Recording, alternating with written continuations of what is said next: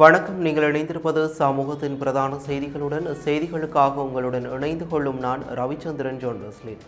பிரதான செய்திகளுக்குள் செல்வதற்கு முன்னர் முதலில் தலைப்புச் செய்திகள். தீராதவடு கண்ணீரில் நனைந்த முள்ளிவாய்க்கால் மண், பல்லாயிரக்கணக்கான மக்கள் சங்கமம். பிளவுபடாத நாட்டை உருவாக்கிய போர் வெற்றியை மறக்க முடியாது, மகிந்த பெருமிதம். தேசிய போர் வீரர்கள் நினைவு தினம். 5289 முப்படை வீரர்களுக்கு பதவி உயர்வு. சர்ச்சைக்குரிய மல்வானி வீட்டிலிருந்து வெளியேறிய பல்கலை மாணவர்கள், பிரதமரின் வாக்குறுதி. மோசமான வானிலையால் 204 வீடுகள் சேதம். 5277 பேர் கடுமையாக பாதிப்பு. வீதியில் பெருக்கெடுத்து ஓடும் வெள்ளம். 11 மாவட்டங்களுக்கு கடும் மின்னல் எச்சரிக்கை. டித்வா அனர்த்தத்தில் மண்ணுக்குள் புதையுண்ட முச்சக்கர வண்டி 171 நாட்களின் பின் மீட்பு. போதைப்பொருள் ஒழிப்பு தேசிய வேலை திட்டம் விழிப்புணர்வு ஸ்டிக்கர் ஓட்டும் நடவடிக்கை ஆரம்பம். வீடற்ற மக்களுக்கான வீட்டு திட்டம் கொழும்பு வடக்கில் ஆரம்பம். அவை முதல் தலைப்புச் செய்திகள். இனி தொடர்பென விரிவான செய்திகள்.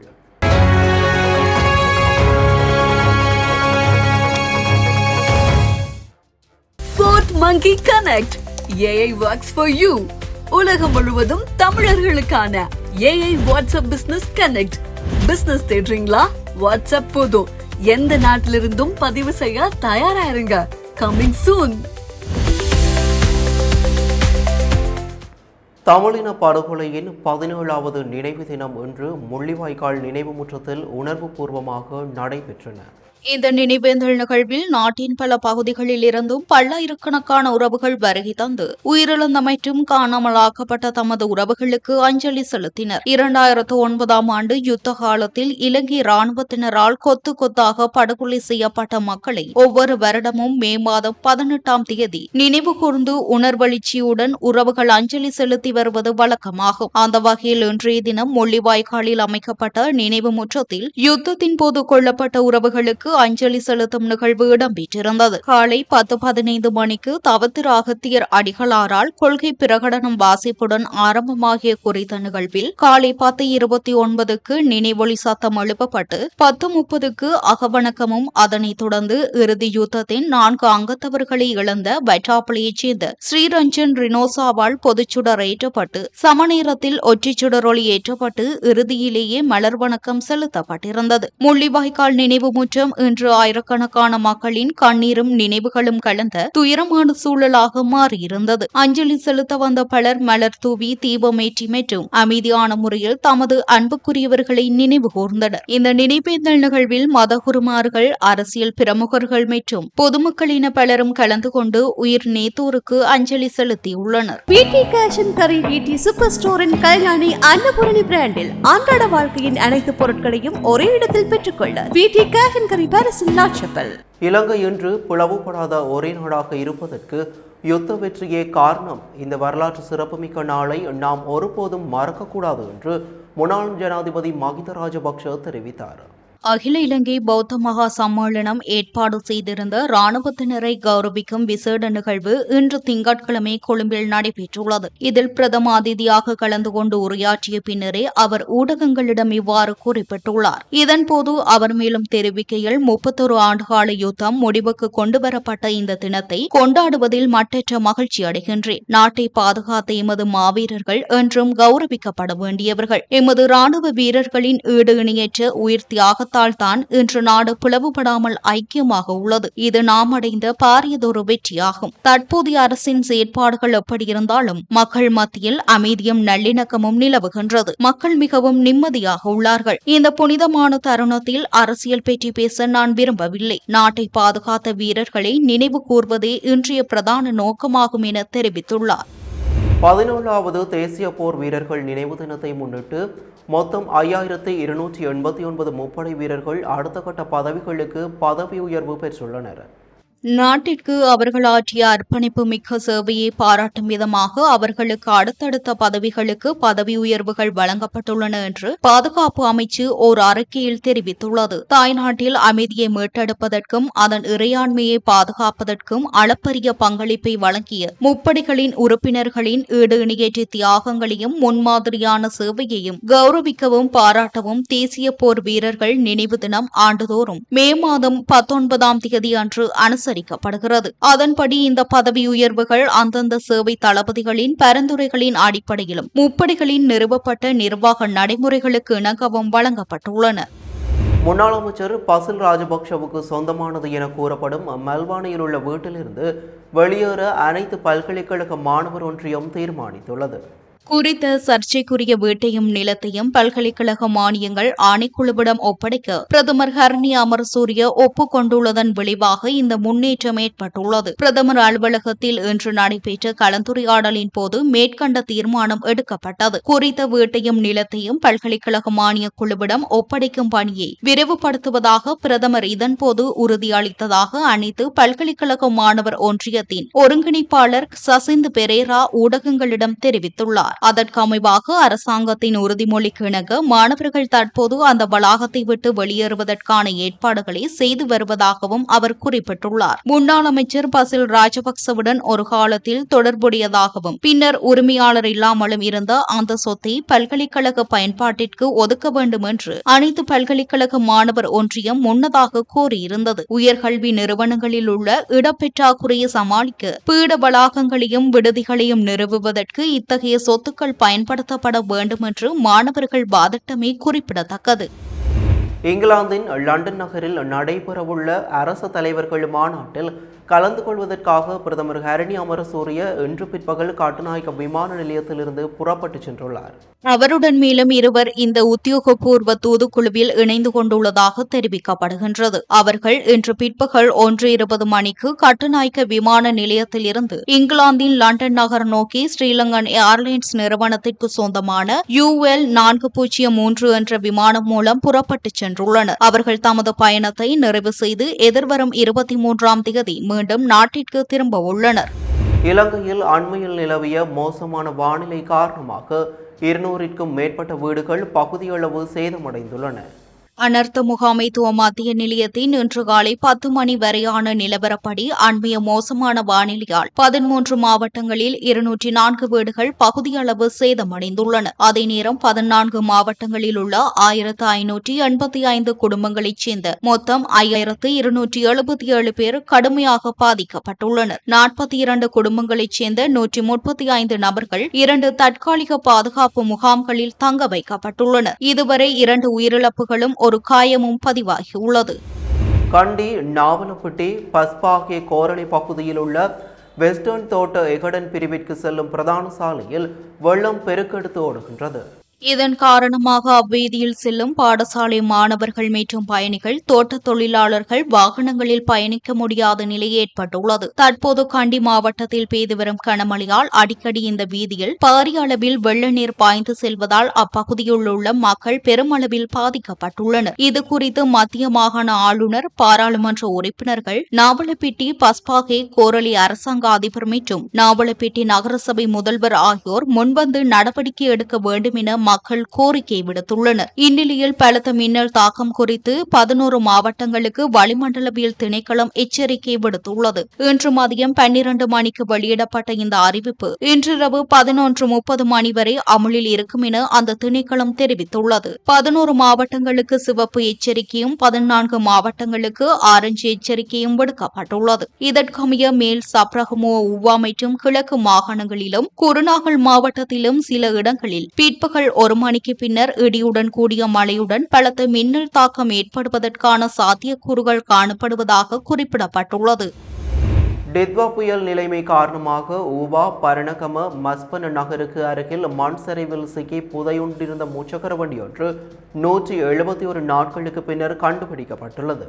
மஸ்பண்ண நகரின் பேருந்து நிறுத்தத்திற்கு அருகில் ஏற்பட்ட மண் சரிவு காரணமாக அதற்கு அருகில் நிறுத்தப்பட்டிருந்த பேருந்துகள், மோட்டார் சைக்கிள்கள், முச்சக்கர வண்டிகள் மற்றும் சில வர்த்தக நிலையங்கள் மீது மண்மேடு மற்றும் கற்பாறைகள் வீழ்ந்து மூடியது. அப்பகுதியில் காணப்பட்ட அதிக ஆபத்து காரணமாக மண் மற்றும் கற்கள் கட்பாறைகளை அகற்றும் பணிகள் மிகவும் மந்தகதியிலேயே இடம்பெற்றதுடன் தற்போதைய நாட்களிலும் அப்பணிகள் முன்னெடுக்கப்பட்டு வருகின்றன. இவ்வாறு மண் மற்றும் கட்பாறைகளை அகற்றும் போதே இந்த முச்சக்கர வண்டி கண்டுபிடிக்கப்பட்டுள்ளது. இது வலப்பனை டிப்போவில் பணிபுரியும் பேருந்து நடத்துனர் ஒருவருக்கு சொந்தமானது எனவும் கூறப்படுகிறது. அன்றிரவு இந்த பேருந்து நிறுத்தத்திற்கு அருகில் தனது முச்சக்கர வண்டியை நிறுத்திவிட்டு சென்ற வேளையில் இந்த துரதிருஷ்டவசமான நிலையை அவர் எதிர்கொண்டுள்ளார். கொழும்பு நகரின் மிகச்சிறந்த முகவரிகளில் ஒரு புதிய வாழ்க்கை முறையின் அடையாளம் உருவாகிறது. Blue ocean group.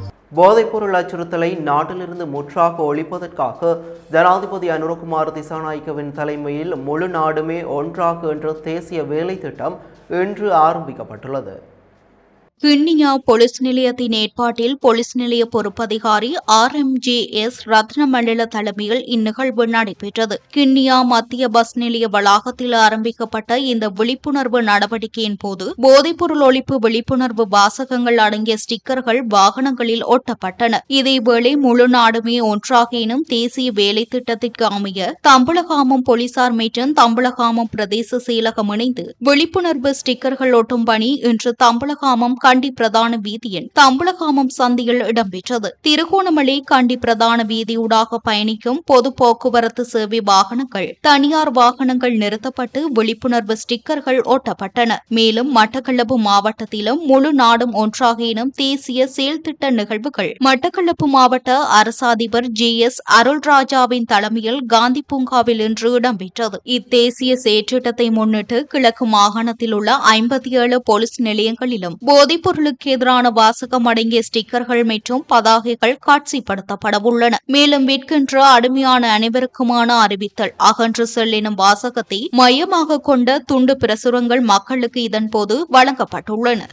வீடற்ற மற்றும் வறிய நிலையில் உள்ள மக்களுக்கு நிலையான வீடுகளை அமைத்துக் கொடுக்கும் திட்டம் இன்றைய தினம் கொழும்பு வடக்கு நவகம்புர வட்டாரத்தில் ஆரம்பித்து வைக்கப்பட்டுள்ளது. ஜனாதிபதியின் நேரடி அனுசரணையுடன் தேசிய மக்கள் சக்தி அரசாங்கத்தினால் நாடு தழுவிய ரீதியில் முன்னெடுக்கப்பட்டு வரும் வீட்டுத் திட்டத்தின் ஒரு அங்கமாக கொழும்பு பகுதியில் இத்திட்டம் ஆரம்பிக்கப்பட்டுள்ளது. இதன் கீழ் கொழும்பு வடக்கு நவகம்புர பகுதியில் மிகவும் அபாயகரமான நிலையில் வசித்து வந்த முருகையா மாதவன் என்பவரது குடும்பத்திற்கு புதிய வீடொன்றை அமைப்பதற்கான முதற்கட்ட பணிகள் மற்றும் அடிக்கல் நாட்டும் விழா நடைபெற்றது. முற்றிலும் சேதமடைந்த நிலையில் காணப்பட்ட வீட்டினை புனரமைப்பதற்காக வீடமைப்பு அதிகார சபையின் பங்களிப்புடன் 10 லட்சம் ரூபாய் பெறுமதியான காசோலை மற்றும் நிதியுதவி வழங்கி வைக்கப்பட்டுள்ளது. இந்நிகழ்வில் பிரதி சபாநாயகர் வைத்தியர் ட்ரிஸ்வி சாலி, கொழும்பு மாநகர சபை உறுப்பினர் AP செல்வம், பிரதேச செயலாளர், அலுவலக உத்தியோகத்தர்கள், அபிவிருத்தி உத்தியோகத்தர்கள், சமய தலைவர்கள் மற்றும் உள்ளூர் மக்கள் பிரதிநிதிகள் என பலர் கலந்து கொண்டனர். 14 கோடி ரூபாவிற்கும் அதிக பெறுமதியுடைய குஷ்ரக போதைப் பொருளுடன் 2 இலங்கை விமான பயணிகள் கட்டுநாயக்க விமான நிலையத்தில் வைத்து கைது செய்யப்பட்டுள்ளனர். அவர்கள் இந்த குஷ் போதைப்பொருள் தொகையுடன் கட்டுநாயக்க விமான நிலையத்தின் பசுமை வழி ஊடாக வெளியேற முற்பட்ட போதே சுங்க போதைப்பொருள் கட்டுப்பாட்டு பிரிவினரால் கைது செய்யப்பட்டுள்ளனர். இன்று காலை 9:30 மணியளவில் தாய்லாந்தின் பேங்காக் நகரிலிருந்து ஸ்ரீலங்கன் ஏர்லைன்ஸ் விமானம் மூலம் அவர்கள் கட்டுநாயக்க விமான நிலையத்தை வந்தடைந்துள்ளனர். கைது செய்யப்பட்ட 2 சந்தேக நபர்களும் தங்களது 2 பயணப் பொதிகளுக்குள் மறைத்து வைக்கப்பட்டிருந்த 14 கிலோகிராம் 562 கிராம் குஷ் போதைப்பொருளை கொண்டு வந்துள்ளதாக தெரிவிக்கப்படுகிறது. ஆடைகளுக்கு இடையே நுணுக்கமான முறையில் 28 பொதிகளாக மறைத்து வைக்கப்பட்டிருந்த இந்த போதைப் பொருளை சுங்க அதிகாரிகள் கண்டறிந்துள்ளனர். சந்தேக நபர்கள் இருவரும் தெமட்டகொடை பகுதியைச் சேர்ந்தவர்கள் என்பதுடன் அவர்களில் ஒருவர் மதுபான சாலையொன்றில் பணிபுரியும் 23 வயதுடைய ஊழியர் எனவும் மற்றைய நபர் 30 வயதுடைய கூலி தொழிலாளி எனவும் தெரிய வந்துள்ளது. சம்பவம் தொடர்பில் மேலதிக விசாரணைகளுக்காக சந்தேக நபர்கள் கட்டுநாயக்க விமான நிலைய போலீஸ் போதைப்பொருள் ஒழிப்பு பணியகத்திடம் ஒப்படைக்கப்பட்டுள்ளனர். இறுதி யுத்தத்தில் மரணித்தவர்களை நினைவு கூறும் முள்ளிவாய்க்கால் நினைவு நாளான இன்று வடக்கு கிழக்கில் பல்வேறு இடங்களிலும் வெளிநாடுகளிலும் அஞ்சலி நிகழ்வுகள் இடம்பெற்று வருகின்றன. அந்த வகையில் முள்ளிவாய்க்கால் இனவழிப்பை நினைவுகூர்ந்து தமிழ்நாடு சென்னையில் இன்று விடுதலை சிறுத்தைகள் கட்சியின் ஏற்பாட்டில் முள்ளிவாய்க்கால் நினைவேந்தல் நிகழ்வு இடம்பெற்றது. விடுதலை சிறுத்தைகள் கட்சியின் சட்டமன்ற குழு தலைவர் வன்னி அரசு தலைமையில் இடம்பெற்ற இந்த நிகழ்வில் விடுதலை சிறுத்தைகள் கட்சியின் தலைவரும் இந்திய நாடாளுமன்ற உறுப்பினருமான தொல்காப்பியன் திருமாவளவன், இலங்கை நாடாளுமன்ற உறுப்பினர் அர்ஜுனா ராமநாதன், சென்னையில் வசிக்கும் ஈழத்தைச் சேர்ந்த மனித உரிமை செயற்பாட்டாளர் சன் மாஸ்டர், விடுதலை சிறுத்தை கட்சி அக்கட்சியின் முன்னணி பொறுப்பாளர்கள், அக்கட்சியின் தோழர்கள், பொதுமக்கள், ஊடகவியலாளர்கள் என பலர் நினைவேந்தல் நிகழ்வில் உணர்வெழுச்சியுடன் கலந்து கொண்டார்கள். நிகழ்வில் உரையாற்றிய விசிக கட்சியின் தலைவர் தொல் திருமாவளவன் தனக்கும் தேசிய தலைவர் பிரபாகரனுக்குமான உறவு குறித்தும், குறிப்பாக ஈழத்தமிழர்கள் தமிழகம் உள்ளிட்ட இந்திய தேசத்தில் எத்தகைய அணுகுமுறைகளை பின்பற்றி தமக்கான அரசியல் ஆதரவை வலிமைப்படுத்த வேண்டும் உள்ளிட்ட பல்வேறு விடயங்களை சுட்டிக்காட்டி சிறப்புரையாற்றினார். இதேவேளை மரத்தமிழர் கட்சியின் ஏற்பாட்டில் முள்ளிவாய்க்கால் நினைவேந்தல் நிகழ்வு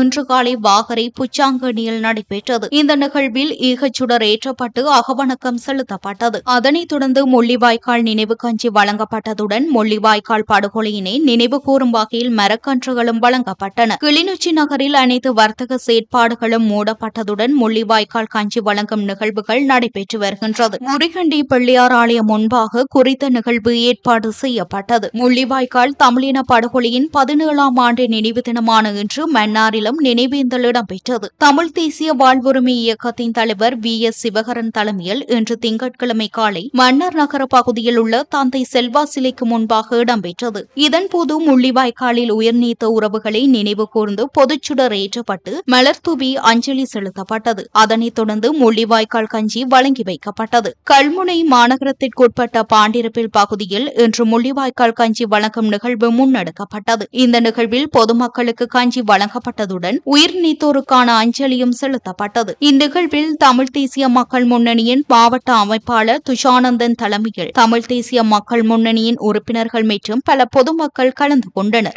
இதேவேளை திருகோணமலை மாவட்டத்திலும் வெறுகல் ஈச்சிலம்பேட்டு பிரதேசத்தில் இன்று காலை கிராம மக்கள் ஏற்பாட்டில் முள்ளிவாய்க்கால் நினைவேந்தல் நிகழ்வு இடம்பெற்றது. இதன்போது முள்ளிவாய்க்கால் பேரவலத்தில் உயிரிழந்தவர்களுக்கு ஆத்மசாந்தி வேண்டி 1 நிமிட மௌன அஞ்சலியும் செலுத்தப்பட்டது. இதன்போது முள்ளிவாய்க்கால் நினைவு கஞ்சி பரிமாறப்பட்டது. இலங்கை தமிழரசு கட்சியினர் ஏற்பாடு செய்த முள்ளிவாய்க்கால் நினைவேந்தல் நிகழ்வு இன்று திருகோணமலை சிவன் கோவில் அடி மூன்றலில் இடம்பெற்றது. முள்ளிவாய்க்கால் நினைவேந்தலை முன்னிட்டு கொழும்பு கோட்டை புகையிரத நிலையத்துக்கு முன்னால் இன்று காலை முள்ளிவாய்க்கால் கஞ்சி பரிமாறப்பட்டது.